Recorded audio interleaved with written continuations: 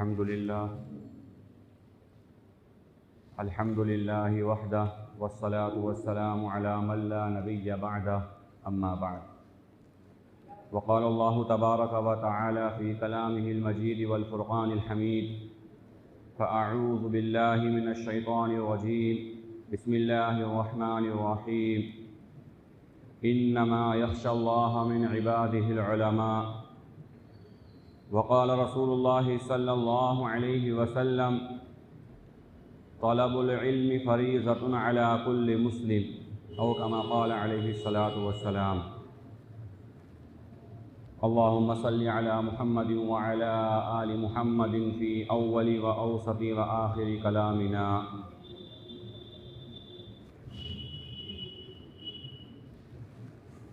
میرے محترم بزرگوں، عزیزوں اور دوستوں، اللہ عز و جل کا بے انتہا فضل ہے، اس کا کرم اور اس کا احسان ہے کہ اس پاک پروردگار نے ہم سب کو مسلمان بنایا اور دنیا میں بسنے والے دیگر اقوام یا دیگر قوموں کے مقابلے میں اللہ رب العالمین نے ایمان اور اسلام کے ذریعے ہماری ایک فضیلت متعین فرمائی اور دنیا میں طرح طرح کی چیزوں کی عبادتیں، طرح طرح کے معبودان سے بچا کر اللہ رب العالمین نے صرف اور صرف اسی کی عبادت کے لیے، اسی کی بندگی کے لیے اور اسی کے سامنے سجدے کے لیے اللہ رب العالمین نے ہمیں قبول فرمایا۔ اس بات پر پروردگار کا جتنا شکر کریں، جتنا اللہ رب العالمین کا احسان مانے وہ کم ہے۔ اور اللہ رب العالمین نے ایمان والوں کو خاص طور پر یہ بات بیان فرمائی کہ اگر ایک شخص مسلمان ہے، کلمہ لا الہ الا اللہ محمد الرسول اللہ کا پڑھنے والا ہے، اس کا اقرار کرنے والا ہے، اس کو ماننے والا ہے، تو یہ تاکید کی گئی اسے کہ اسے اس بات پر فخر بھی ہو اور اسے اپنے آپ کے ایمان والے کہلانے پر خوشی بھی ہو اور اس بات پر وہ اللہ کا شکر بھی ادا کرے کہ اللہ رب العالمین نے تمام طرح کی گندگیوں سے نکال کر،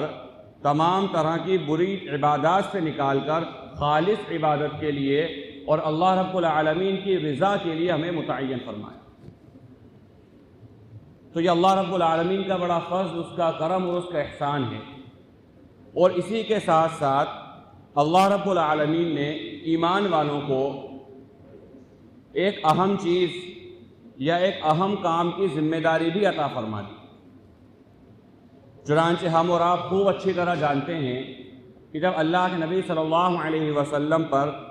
پہلی وحی کا نزول ہوا، آپ صلی اللہ علیہ وسلم کو جب نبی بنایا گیا یا نبی ظاہر کیا گیا، اس وقت اللہ رب العالمین نے سورہ علق کی 5 آیات نازل فرمائیں، جس میں فرمایا اقرأ بسم ربک الذی خلق۔ پہلی آیت ہی کے اندر اللہ رب العالمین نے ایمان والوں کو اس بات پر ابھارا اور اس بات پر آمادہ کیا کہ تم پڑھو اور لکھو اپنے رب کے نام سے۔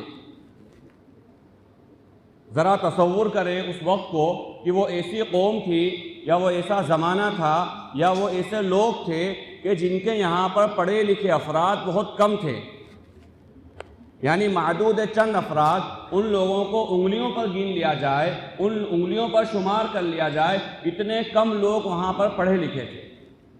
جن کی نظر میں پڑھائی کی کوئی اہمیت نہیں، جن کے نزدیک علم کی کوئی وقت نہیں، جن کے نزدیک تہذیب کا کوئی مقام اور مرتبہ ہی نہیں، نیرے جاہل لوگ جنہیں خود زمانے جاہلیت اور جن کے زمانے کو زمانے جاہلیت سے تعبیر کیا گیا، ایسے لوگوں کے سامنے اللہ رب العالمین نے کہا اقرأ بسم ربک الذی خلق، پڑھو اس رب کے نام سے جس نے تمہیں پیدا کیا ہے۔ خلق الانسان من علق اقرأ وربک الاکرم الذی علم بالقلم، پڑھو اس رب کے نام سے جس نے قلم کے ذریعے تمہیں علم عطا کیا۔ یعنی اگر آج کے دور میں جہاں ایک عمومی طور پر چاہے دینی پڑھائی کا ماحول ہو یا عصری علوم کا ماحول ہو، کسی بچے کو یہ کہنا کہ پڑھو اس بچے کو یہ کہنا کہ پڑھو لکھو تو وہ کوئی بڑی بات نہیں ہے، وہی کوئی قابل تعجب بات نہیں ہے۔ ایسا بچہ جس کی فیملی میں ہر انسان پڑھا ہوا ہے، جس کی ماں پڑھی ہوئی، جس کا باپ پڑھا ہوا، جس کا دادا دادی پڑھے ہوئے، جس کے نانا نانی پڑھے ہوئے، ایجوکیٹڈ فیملی سے یہ کہنا کہ پڑھو، یہ کوئی تعجب کی بات نہیں ہے، اس لیے کہ وہ بچہ پڑھائی کی اہمیت کو جانتا ہے۔ اس بچے کی نظر میں پڑھائی کی وقت ہے، وہ پڑھائی کے مقام اور مرتبے کو اچھی طرح جانتا ہے کہ پڑھنا کتنا فائدہ مند ہے۔ لیکن ایک ایسا بچہ جس کی نہ ماں پڑھی ہوئی نہ باپ پڑھا ہوا،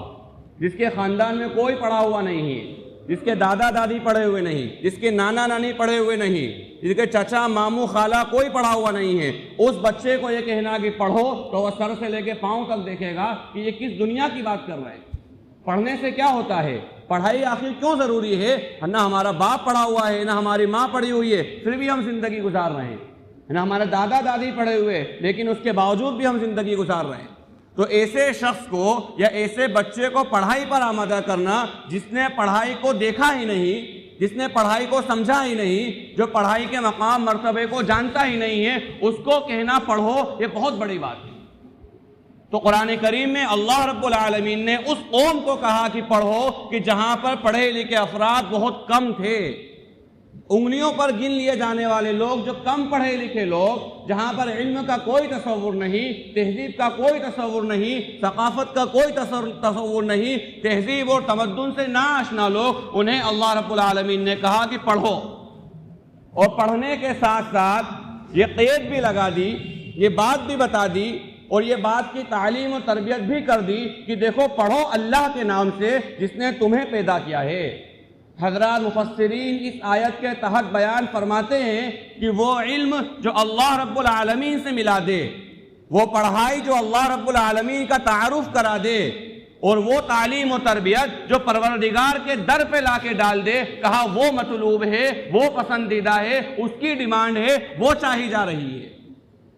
لیکن اگر ایسی تعلیم و تربیت یا ایسی پڑھائی لکھائی یا ایسا ایجوکیشن یا ایسا علم جو اللہ کا باغی بنا دے، اللہ کا نافرمان بنا دے، اللہ سے بغاوت اور سرکشی کرنے والا بنا دے، کہا یہ پڑھائی لکھائی مطلوب نہیں بلکہ ناپسندیدہ ہے۔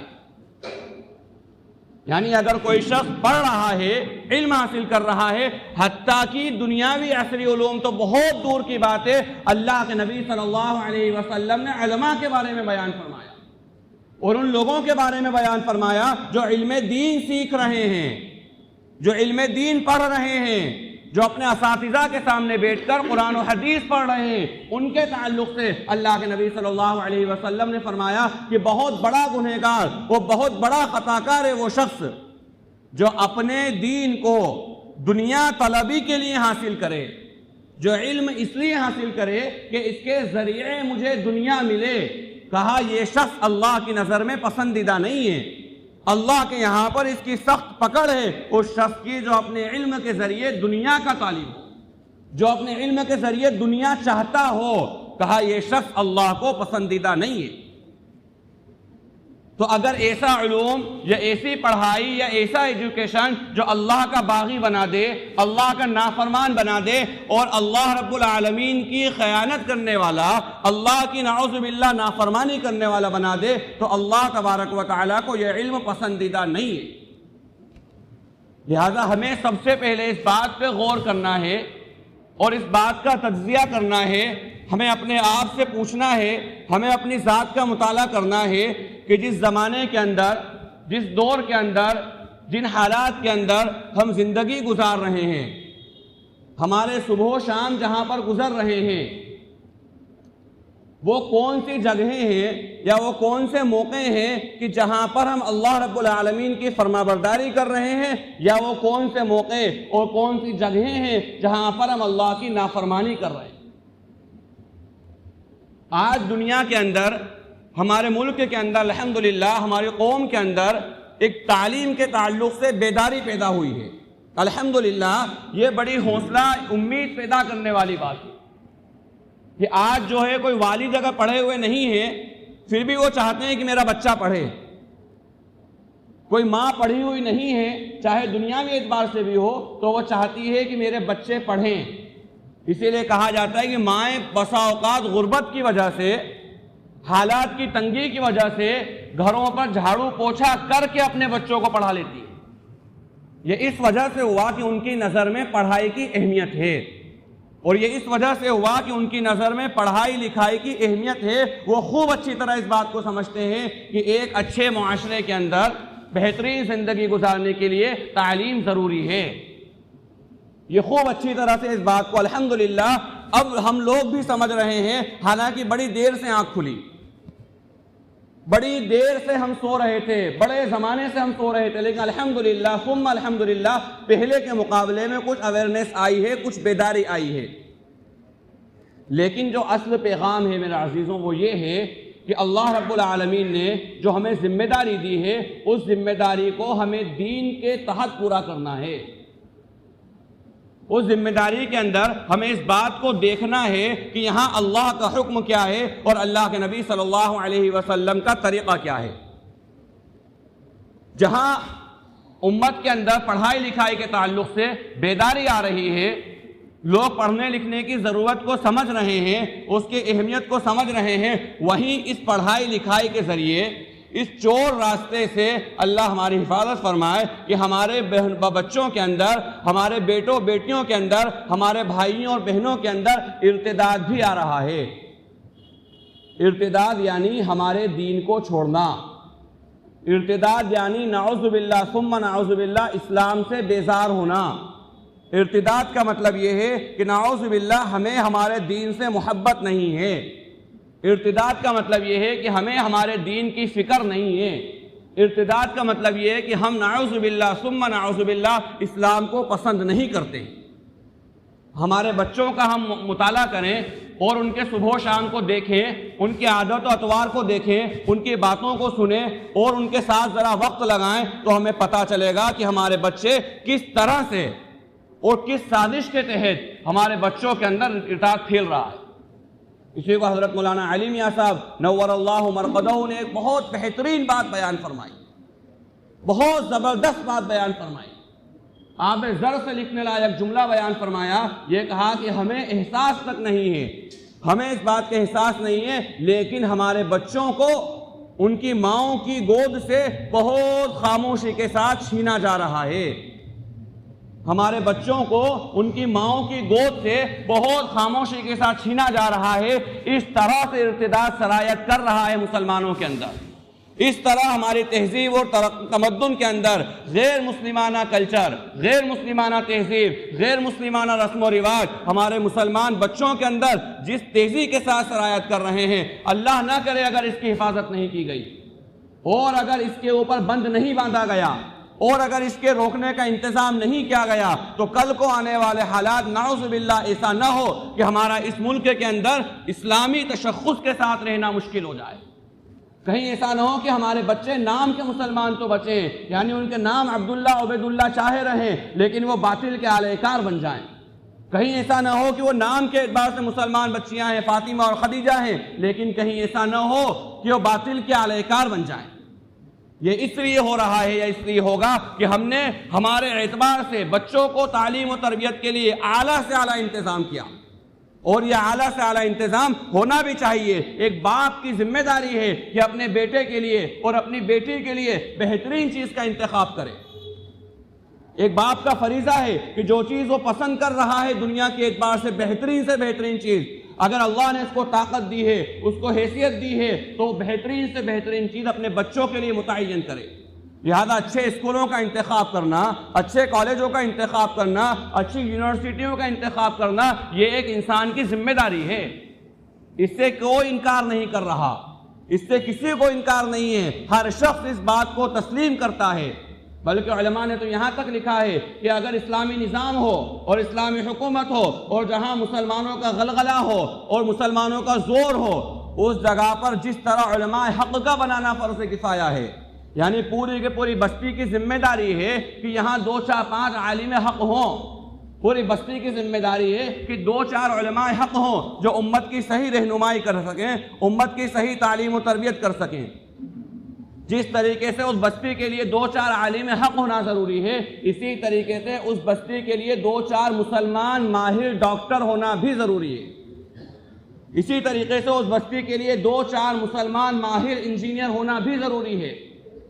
یعنی دنیاوی اعتبار سے کبھی منع نہیں کرا گیا اس چیز کا، نہ کوئی منع کرتا ہے کہ اپنے بچوں کو اعلیٰ تعلیم دلائی جائے، بلکہ یہ بھی وقت کی ضرورت اور اہم ترین ضرورت ہے. لیکن صرف تعلیم پر دھیان دینا اور تربیت سے بچ جانا، یا صرف تعلیم کے سپرد کر کے ہمارے بچوں کو نعوذ باللہ ثم نعوذ باللہ زہر جب دیا جا رہا ہے تو اس کا تریاق نہیں دیا گیا، اس کا علاج نہیں دیا گیا، تو پھر یہ آنے والی نسل کا اسلام پر باقی رہنا بہت مشکل ہے. یہ آنے والی نسل اسلام سے نعوذ باللہ نفرت کرنے والی بن جائے گی، جیسا کہ حالات تیزی کے ساتھ بن رہے ہیں. مسلمانوں کے اندر سے لوگ مرتد ہو رہے ہیں.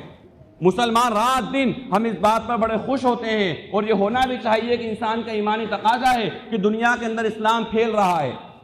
لوگ اسلام قبول کر رہے ہیں، جوگ در جوگ لوگ مسلمان ہو رہے ہیں. اس بات پر خوش ہونا چاہیے، یہ ہمارا ایمانی جذبہ ہے. اللہ کے نبی صلی اللہ علیہ وسلم کے تربیت یافتہ صحابہ جب وہ کسی کو اسلام کی دعوت دیتے تھے اور وہ اسلام قبول کر لیتا تھا تو صحابہ اکرام بہت زور سے اور بڑی خوشی کے ساتھ تکبیر اللہ اکبر بلند کرتے تھے. تو یہ ہمارا ایک خوشی کی بات اور ایک ایمانی جذبہ ہے کہ اگر دنیا کے اندر اسلام پھیل رہا ہے تو ہمیں خوش ہونا چاہیے. لیکن ایک تاریک پہلو ہمارا یہ ہے،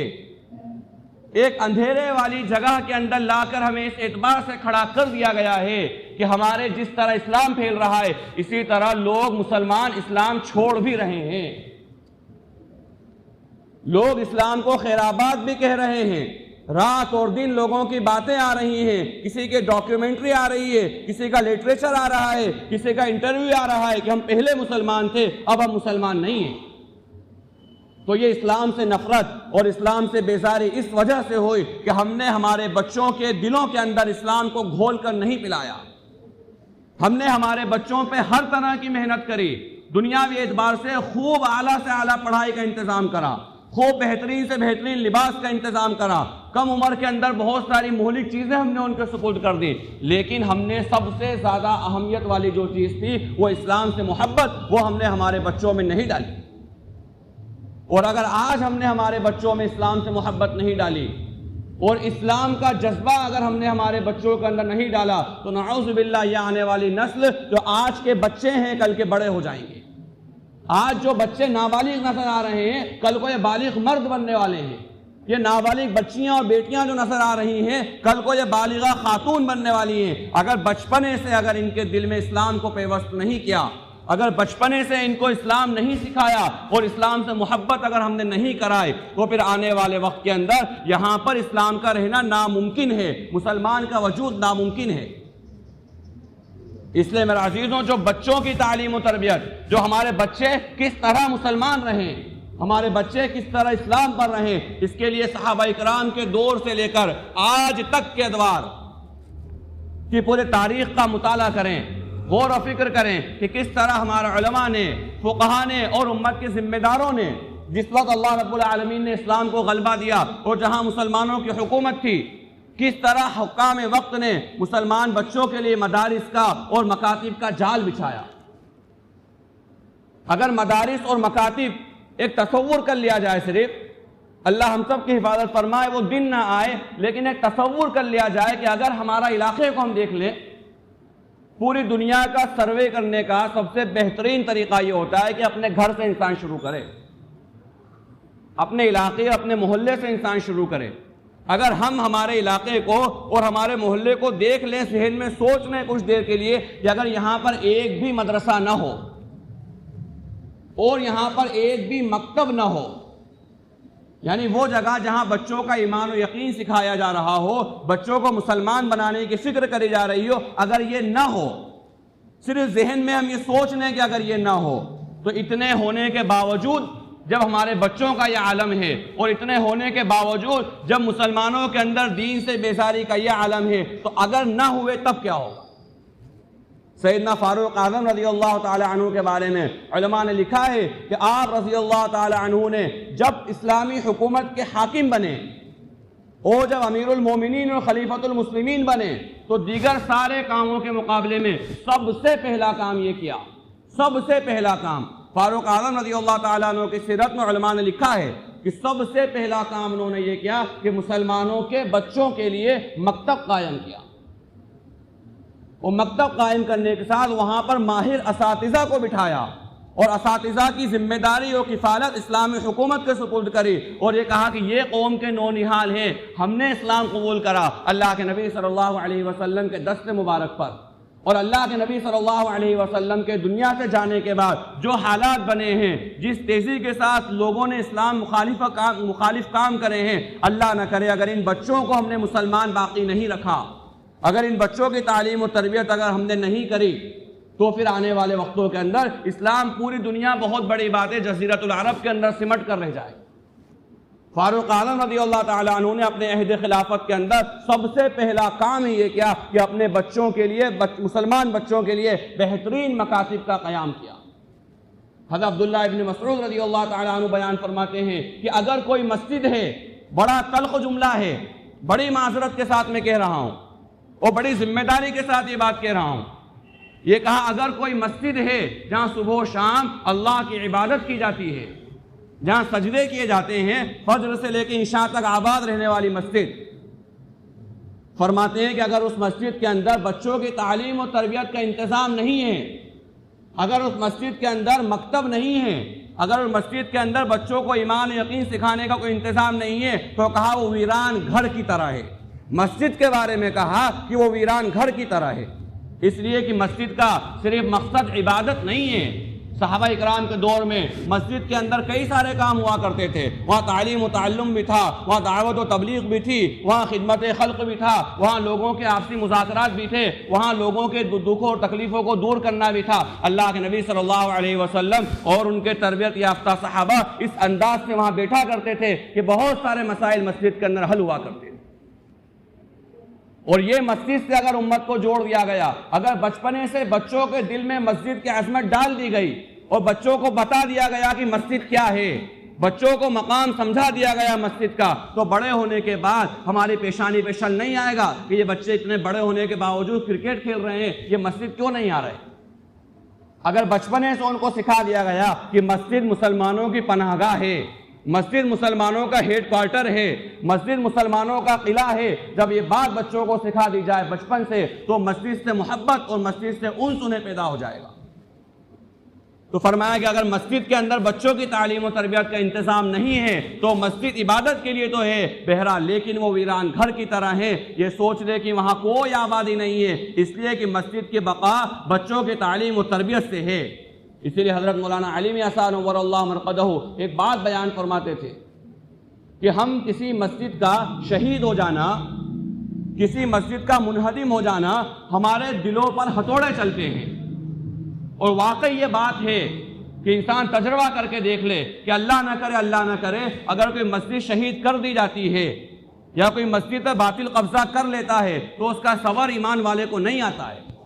ماضی قریب کے اندر ہم بابری مسجد کی مثال لے کر دیکھ لیں کہ آج تک اس کا ہمیں صبر نہیں آیا ہے،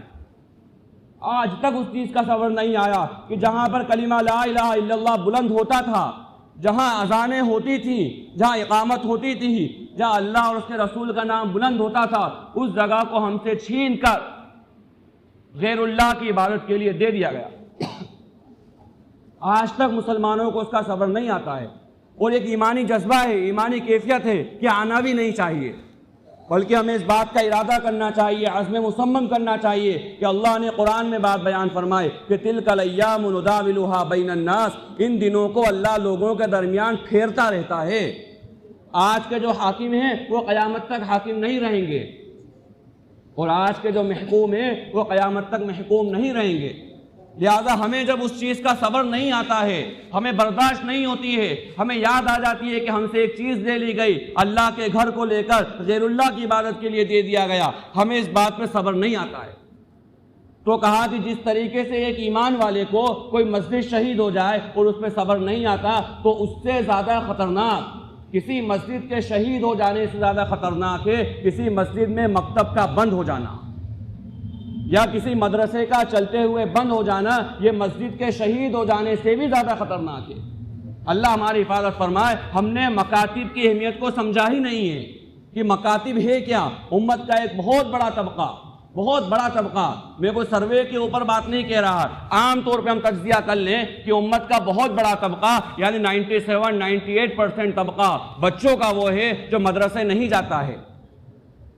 جس کی پوری تعلیم اور تربیت اسکول کے اندر، اس کے بعد کالج کے اندر اور آگے جا رہا یونیورسٹی کے اندر ہوتی ہے۔ وہ مدرسے کا رخ بھی نہیں کرتا ہے، مدرسہ دیکھتا بھی نہیں ہے کہ مدرسہ کیسا ہوتا ہے۔ ایک بہت بڑا طبقہ، امت کا 1 یا 2% طبقہ ایسا ہے جو مدرسے کے اندر 24 گھنٹے رہ کر قال اللہ قال الرسول سیکھتا ہے۔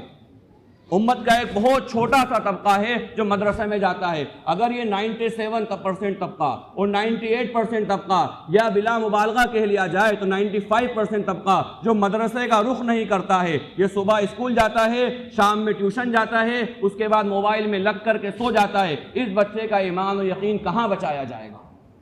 اگر آج مساجد کے اندر مکاتب نہیں ہوں گے اور علاقے کے اندر بچوں کی تعلیم و تربیت کا انتظام نہیں ہوگا تو ان کا ایمان و یقین کہاں بچایا جائے؟ امت کا ہر طبقہ، مکتب کے علاوہ ہر طبقے کی محنت بڑوں تک ہے، چاہے کسی علماء سے جڑ جائیں وہ بڑے جڑیں گے، کسی خانقاہ سے جڑ جائیں وہ بڑے جڑیں گے، دعوت و تبلیغ سے لگ جائیں وہ بڑے لگیں گے، اصلاح معاشرہ کے پروگرام وہ بڑے سنیں گے، اصلاح معاشرہ کے جلسے بڑے اٹینڈ کریں گے۔ ان بچوں کو محنت اور ان بچوں کی محنت کے لیے صرف اور صرف ایک ذریعہ ہے اور وہ ہے مکاتب اسلامیہ۔ بچوں کے مکتب بنائے جائیں، منظم مکتب چلائے جائیں کہ جس کے ذریعے بچوں کا ایمان و یقین محفوظ ہو۔ حضرت امام شافعی رحمۃ اللہ علیہ کا مقولہ ہے کہ آپ بیان فرماتے ہیں کہ میری ماں نے مجھے یتیم پیدا کیا، علم سے میرا کوئی سابقہ نہیں تھا، لیکن ماں مجھے لے جا کر ایک علاقے کے مکتب میں بٹھا دیا۔ میری ماں نے میرا ہاتھ پکڑ کر ایک علاقے کے مکتب میں ایک معلم اور ایک استاد کے پاس لے جا کر بٹھا دیا۔ جب میں مکتب سے فارغ ہو کر نکلا ہوں، جب میں مکتب سے پڑھ کر نکلا ہوں تو بڑے بڑے علماء اور بڑے بڑے فقہا کی مجلس میں بیٹھنے لائق ہو گیا تھا۔ یعنی جہاں تعلیم و تربیت کی بات ہے وہیں اعلیٰ تعلیم و تربیت بھی اگر ہم نے بچوں کو دلانا ہے اور بچوں کی فکر کرنا ہے تو ہمیں ہمارے بچوں کو مسجد سے اور مکتب سے ضرور جوڑنا ہوگا۔ سعید بن مسیب رحمہ اللہ کا مقولہ ہے کہ جب کسی مکتب کے پاس سے گزرتے، اور یہ مقولہ ایک بار نہیں کئی بار انہوں نے خوشی کے ساتھ یہ بات بیان فرمائی کہ جب کسی مکتب کے پاس سے گزرتے تو بڑی خوشی کے ساتھ کہتے کہ یہ وہ بچے ہیں جو قوم کے جو نونہال ہیں، یہ وہ بچے ہیں جو کل کو قوم کی قیادت کرنے والے ہیں۔ لہذا ہم بھی اگر ہم مکاتب سے جڑے ہوئے ہیں یا ہمارے بچے مکتب آ رہے ہیں یا کہیں مکتب کا نظام کو دیکھیں، ہم خوش ہوں دل کے اندر بشاشت کے ساتھ کہیں کہ یہ بچے جو علم حاصل کر رہے ہیں، یہ بچے جو قرآن و حدیث سیکھ رہے ہیں، اس دور کے اندر سب سے زیادہ مہلک ہتھیار، سب سے زیادہ ہلاک کر دینے والا ہتھیار اور ایمان و یقین پہ ضرب لگا دینے والا ہتھیار آج چھوٹے چھوٹے بچے کے ہاتھ میں ہے۔ اگر بچوں کو مکاتب میں بلا کر یا مدارس کے اندر بھیج کر ان کو نہیں بتایا کہ موبائل میں تمہیں کیا دیکھنا ہے، انہیں نہیں سکھایا کہ موبائل کا استعمال کیسے کرنا ہے، تو بڑی معذرت کے ساتھ میں کہہ رہا ہوں کہ بچوں کا ایمان و یقین تو بعد میں جائے گا، ان کی جوانیاں پہلے خراب ہو جائیں گی۔ موبائل کے اندر ایسی چیزیں دیکھ کر اپنی جوانیوں کو برباد کر لیں گے، نکاح کے لائق نہیں بچیں گے، اور نکاح ہو گیا تو بیوی کی خدمت نہیں کر سکتے، اس کے حقوق ادا نہیں کر سکتے۔ یہ ساری چیزیں ہو رہی ہیں اور یہ ہوں گی اس لیے کہ اگر ہم نے دین سے بیزاری کا اعلان کر دیا، اگر ہم نے سوچا کہ دین تو مسجد کی 4 دیواری کے لیے ہے، دین تو وہ ہے جو پورے کے پورے نظام پر نافذ ہونے کے لیے ہے۔ اللہ کے نبی صلی اللہ علیہ وسلم کی مشہور و معروف حدیث ہے کہ یہ دین جو میں لے کر آیا ہوں یہ ہر کچے اور پکے گھر میں داخل ہو کر رہے گا، اور اللہ رب العالمین کا وعدہ ہے کہ داخل ہوگا۔ لہذا مسجد کی 4 دیواری کے لیے دین نہیں ہے، دین پوری زندگی کے لیے ہے، زندگی کے ہر شعبے کے لیے ہے، زندگی کے ہر مرحلے کے لیے۔ لہٰذا ہم اس بات کا ارادہ کریں کہ ہمارے مساجد کے کام کے اندر، مساجد کی محنت کے اندر ایک بڑی اہم مکتب کا قیام بھی ہے، اور مکتب بھی ایسا ہو، یہ بات بڑی تلخی کے ساتھ میں کہہ رہا ہوں کہ ہم نے عام طور پہ سمجھ لیا ہے کہ مکتب کا مطلب یہ ہے کہ بچہ جو ہے گھر سے نکلا، پھٹا پرانا نورانی قاعدہ اس کے ہاتھ میں ہے، استاد کے ہاتھ میں موٹا سا ڈنڈا ہے، ٹوٹی پھوٹی مکتب کی بینچیں ہیں، کپڑے کے کوئی ٹھکانے نہیں ہیں، بلکہ صبح کی کلاس اگر ہے تو بچے کا منہ بھی نہیں دھلا ہوا ہے اور بچہ مکتب آ گیا۔ مکتب اسے نہیں کہتے، اسے ٹائم پاس کہتے ہیں، ایام گزاری کہتے ہیں، بلکہ بڑی معافی کے ساتھ میں کہہ رہا ہوں کہ اسے خیانت کہتے ہیں کہ اللہ نے جو ذمہ داری دی ہے اس ذمہ داری کو کما حقہ ادا نہیں کرا۔ اگر ہمارا بچہ اس حال کے اندر اسکول جا رہا ہے، 1 سیکنڈ کے لیے اسکول والے برداشت نہیں کریں گے۔ ہماری کمپٹیشن چھوٹے موٹے لوگوں سے نہیں ہے، جو لوگ کام کر رہے ہیں دنیا کے اندر، وہ تو عیسائی مشنریاں کام کر رہی ہیں۔ آپ تعجب سے کہیں ہمارے اپنے کھجرانے کے علاقے کے اندر چھوٹی چھوٹی بستیوں کے اندر عیسائی مشنریاں گھس گئی ہیں۔ ہم کہاں سوئے ہوئے ہیں؟ ہم یہ سمجھتے ہیں کہ بہت بڑا علاقہ ہے، مسلمانوں کا ورچسو ہے، مسلمانوں کا غلغلہ ہے۔ کوئی غلغلہ، کوئی ورچسو نہیں ہے۔ چھوٹی چھوٹی بستیوں کے اندر عیسائی مشنریاں گھس چکی ہیں، وہ لوگ مرتد ہو رہے ہیں۔ یہ کارگزاریاں ہیں، ہم جب جڑے ہیں مکاتب سے ہم نے دیکھا ہے اپنی آنکھوں سے کہ لوگ مرتد ہو رہے ہیں۔ تو کوئی زیادہ گھمنڈ کی بات اور کوئی مغالطے کی بات نہیں ہے کہ ہم بہت اچھے ہیں۔ تو کہا ہمارا مقابلہ جو اصل ہے وہ ان لوگوں سے ہے کہ جن کا تصور بھی نہیں کر سکتے کہ وہ اپنے مذہب کے لیے کیا کچھ کر دیتے ہیں۔ آج ہمارے 40 دن جماعت میں کوئی نکل جائے، 4 مہینے جماعت میں کوئی نکل جائے، اعتراض کی بوچھار اس پہ لوگ کر دیتے ہیں، بغیر سمجھے بوجھے، پتہ وتا ہوتا نہیں ہے، کوئی اعتراض کر دیتے ہیں۔ 40 دن گھر والوں کو چھوڑ کے نکل گئے، 4 مہینے گھر والوں کو چھوڑ کے نکل گئے۔ وہ لوگ 10 سال کی قسمیں کھا کے نکلتے ہیں، 15 سال کی قسمیں کھا کے نکلتے ہیں کہ پوری دنیا کے اندر عیسائیت کو غالب کرنا ہے، پوری دنیا کے اندر ہمیں مسیح کے پیغام کو عام کرنا ہے، اور اگر عام ہو گیا تو ہم کامیاب ہیں، نہیں ہوا تو مر کر مٹی ہو جائیں گے، ہمیں کوئی فرق نہیں پڑنے والا۔ تو آج ہماری چھوٹی سی محنت کو ہم بہت بڑا سمجھ رہے ہیں، اور جو کر رہے ہیں چھوٹی سی محنت ان پہ طعن و تشنیع کے تیر برسا رہے ہیں۔ یقین مانیے اگر ہم نے یہ ہماری بری عادت نہیں سدھاری اور یہ گندی اور رذیل حرکت کرنا اگر ہم نے نہیں چھوڑا تو آنے والے وقتوں کے اندر ہندوستان کے اندر مسلمانوں کا کوئی مستقبل باقی نہیں رہے گا۔ اگر ہم نے ہمارے بچوں پر محنت نہیں کری، اور بچوں پر محنت اصول و ضابطے کے ساتھ ہو، لہٰذا میں بڑی ذمہ داری کے ساتھ ایک بات کہہ رہا ہوں، اور بہت سے یہاں پر آخری میں ایک بات میں کہہ رہا ہوں، حالانکہ یہ عمومی بات نہیں، لیکن ایک بات میں کہہ رہا ہوں خصوصی، کہ اکثر یہاں پر وہ حضرات موجود ہیں جو مکتب کے نظام سے جڑے ہوئے ہیں اور مکتب کے انتظام کو جانتے ہیں اچھی طرح سے۔ ان کی طرف سے کوئی بات، کوئی اعتراض آ جاتا ہے بسا اوقات کہ بھائی بچوں کی مکتب میں ڈریس کی کیا ضرورت، بچوں کے مکتب میں بیگ کی کیا ضرورت، بچوں کے مکتب میں نصاب اور کورس کی کیا ضرورت۔ تو اس لیے میں بڑی ذمہ داری کے ساتھ یہ بات کہہ رہا ہوں، مکتب جو ہے ٹائم پاس کی جگہ نہیں ہے۔ مکتب وہ جگہ ہے کہ جہاں پر بچہ تیار ہو کر آئے، جہاں بچہ گھر سے نکلے اس کو اہمیت ہو کہ ہاں میں کہیں جا رہا ہوں۔ وہ شادی بیاہ میں تیار ہو کے جاتا ہے، وہ اسکول تیار ہو کے جاتا ہے، کہیں پر بھی وہ تیار ہو کے جاتا ہے۔ لہذا مکتب بھی جب وہ آئے تو ایک اصول کے ساتھ، ایک ذمہ داری کے ساتھ آئے، تاکہ اس کے دل کے اندر اس کی اہمیت باقی رہے اور وہ اس کو اچھی طرح سمجھ لے، ہاں میں کسی کام کے لیے جا رہا ہوں، بڑی ذمہ داری اللہ نے مجھے دی، اس کے لیے جا رہا ہوں، اور اس کی عظمت اس کے اندر آئے۔ اور جب اس کی عظمت آئے گی، اس کی وقت اس کے اندر آئے گی، تو وہاں سے جو چیز اس کو مل رہی ہے اس چیز کو حاصل کرنا اس کے لیے بڑا آسان ہوگا۔ لہٰذا میری آپ تمام سے ایک درخواست، ایک التجا ہے کہ ہم ہمارے علاقے کے مکاتب کو مضبوط کریں، ہم ہمارے علاقے کے بچوں کو مکتب میں بھیجیں، ہمارے ہی بچے کو نہیں بلکہ ہم جہاں جہاں ہمارا اثر رسوخ ہے، جہاں جہاں ہماری طاقت ہے، وہاں کے بچوں کو ہم اپنے مکتب میں بھیجیں اور اصول و ضابطے کے ساتھ بچوں کی پڑھائی کا انتظام کریں، خاص طور پر ان بچوں کے لیے جو مکمل وقت اسکول میں دیتے ہیں، صبح سے لے کے شام تک اسکول میں رہتے ہیں، ان کے ایمان و یقین کا بہت زیادہ خطرہ ہے۔ لہذا ہم اس بات کا ارادہ بھی کریں، دعا بھی کریں اور عزم مصمم بھی کریں کہ اللہ رب العالمین جو باتیں کہی گئی ہیں ان باتوں پر کما حقہ عمل کی توفیق نصیب فرمائے۔ وآخر دعوانا الحمد للہ رب العالمین۔